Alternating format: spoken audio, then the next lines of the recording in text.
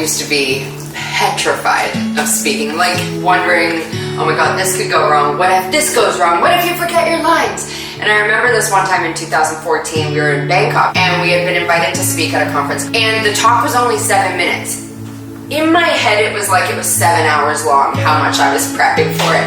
And I didn't sleep the night before, 7 minutes. But because I was just so nervous to put myself out there in front of all of our peers, to stand in front of them and like share your expertise, man, I was toast. I was so full of anxiety. I almost cried before going on stage because I was so nervous. I had never put myself out that way.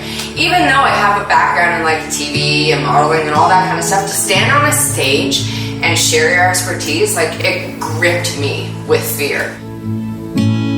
We had this message to share. We shared a 3-step process that someone could replicate something we did in our business, and to have it so well received and celebrated, it was such a cool moment. And after that I was like, why aren't we doing this more? Just the feeling you get once you get off stage and you see people's faces and you get the questions and like the hugs or the high fives. You can't really replace that. And then we started our own events. One thing that I know for sure is the more you do something, the more comfortable you become with it. When I was first starting and giving my first ever talk, of course I was gripped with fear because I didn't know what to expect. It was my first time out on a stage. And so I just sat there and stressed myself sick about what could go wrong. The next time and the next time and the next time and the next time after that, things get easier, right? Everything becomes easier the more you do it.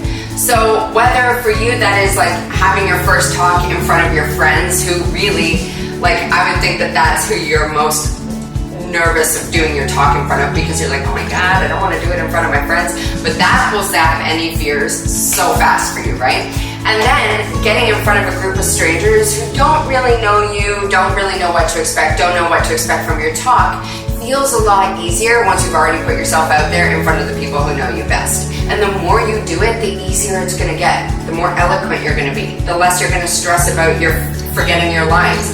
It really does come down to that repetition and just doing it as much as you can. And it all becomes easier off the back of that.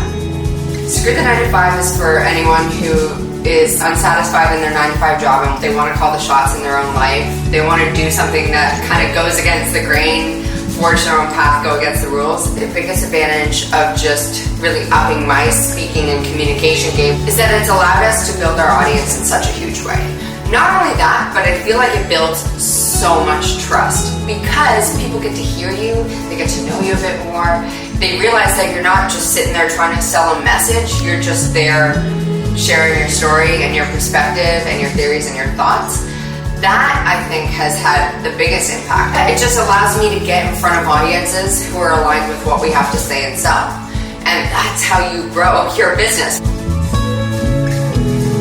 What happens if I hadn't started speaking on online stages or offline stages? I think a whole lot of nothing. Like, our audience would not have grown, our group would not have grown, our podcast, our email list, none of it. It would have felt slow. It would have felt like an uphill battle. There's no way that people would have gotten to know us the way that they have now. There's no way that would have happened if I wasn't, or if Josh and I weren't sharing our message on all different stages, whether they're online or off. It probably would have felt way more hard and way less enjoyable if we hadn't gotten in front of those audiences.